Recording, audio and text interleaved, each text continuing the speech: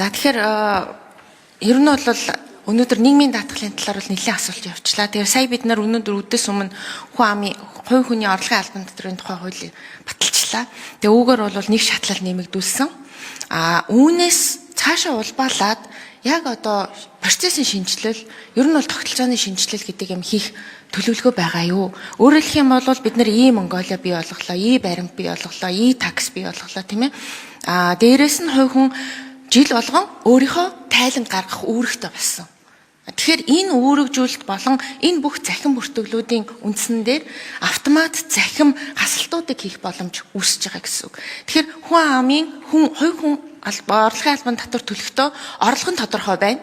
Дээрээс нь хасагдах зарлуудыг бид нар тодорхойлж гаргаж чадах болж байгаа. Тэгэхээр үүн дээрээ үндэслээд жишээлх юм бол түрээсийн орлого, эсвэл ипотекийн хүү, дээрээс нь улсын одоо юу гэдгийг итгэмжлэгдсэн сургууль сурж байгаа хүүхдийн сургалтын төлбөр, мөн одоо хүнсний сагсан дахь бүтээгдэхүүний худалдан авалт гэдэг юм уу тийм ээ.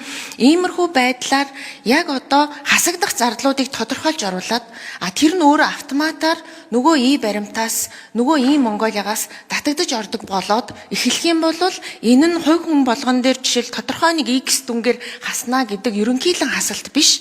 Тухайн хүн хэрэглэн дээрээсээ өөрийн одоо жишээлбэл 2 сая хүртэлх цалинтай хүн бол илүү гаргаж татвар төлөх мөнгө бараг үлдэхгүй байхгүй юу?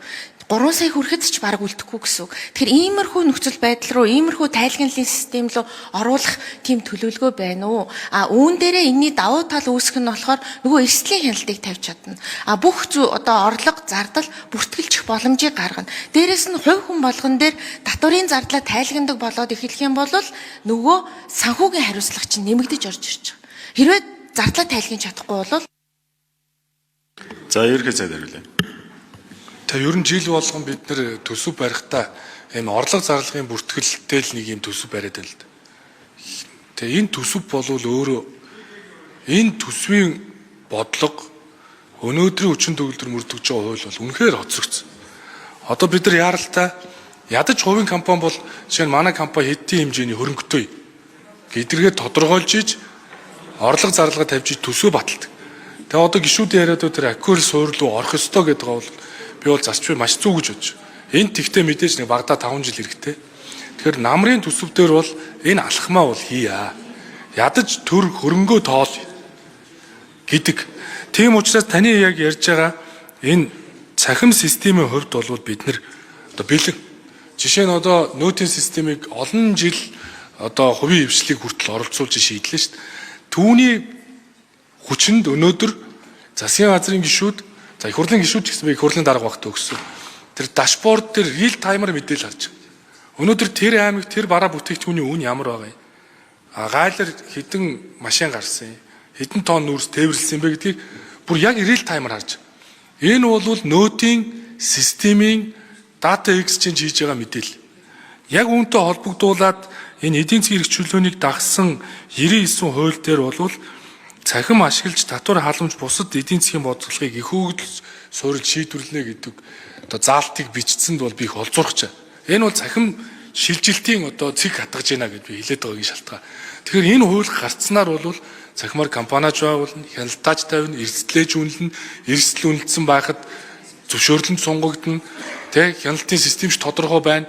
Үүнийх нь нэгнээс асуугаад авах шаардлагагүй. Энэ тохиолдолд төрийн алба тайлан тавиад энд орж гүйцэтгэл тавиад ямар шаардлага болчих.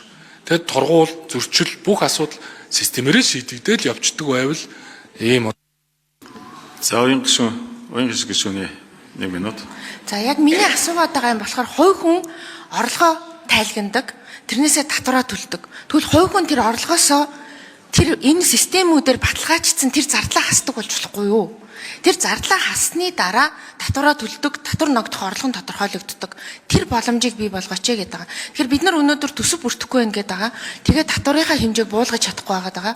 Гэтэл энэний чинь нөгөө талынх нь боломж нь болохоор далд эдийн засгийг ил болох хэвээр. Тэгэхээр нөгөө хувь хүмүүс зардлаа тайлгнадаг болгоод түүгээрээ орлогын татвар нь багасдаг болоод эхлэх юм бол нөгөө талдаа орлого олж байгаа субъектүүд чинь тодорхой болоод эхэлнэ. Жишээлбэл ямар хүн түрээслүүлээд орлого олоод байгаа гэдэг чинь мэдэгдэж эхэлнэ шүү дээ. Яагаад гэвэл иргэд өөрсдийнхөө түрээсийнхаа зарлыг хасдаг болно гэсэн үг байхгүй юу? Одоо нөгөө нэг саксны худалдан авалт буюу наад захын мах, сүү, гурил, будаага авсан тэр зардал чинь хасагддаг болох л дээ. Тэгвэл тэрний чинь цаана орлого олоод байгаа субъектүүд чинь маш тодорхой болж эхэлнэ. Энэ нөгөө хувь Ерхий сайд. Тэгээ уян шиг шүн ярьж байгаа маш зөв. Ер нь энэ татварын бааз суурийг өргөдөх нь л одоо бидний зорилт. Тийм учраас та бүхэн анзаарсан бол засгийн газраас өргөн мэдүүлсэн хуулиуд бол дандаа энэ бааз суурийг өргөдөх зорилготой. Нийгмийн даатгалын хуульч гэсэн аль болох одоо тий хувийн секторт байгаа бол 2 жил төлөвл та 50% шимтгэлээс чөлөөлөгдөн шүү. Ажил олгож талтанд гэдэг юм. Ингэж татан оролцуулж бааз суурийг өргөдөх зорилгоор дандаа оруулж ирсэн. Татвар хууль дээр ч тэр нөөтийн суудгын төлөгчийн босыг 400 болгосон дээр зарим хүмүүс эсэргүүцэж ирсэн. Гэхдээ бид нар системийн хувьд бэлэн байхгүй. Түүнийг хурааж аваа буцаалт хийх бүрэн болцоод ингэж 23 мянган компани бий болно.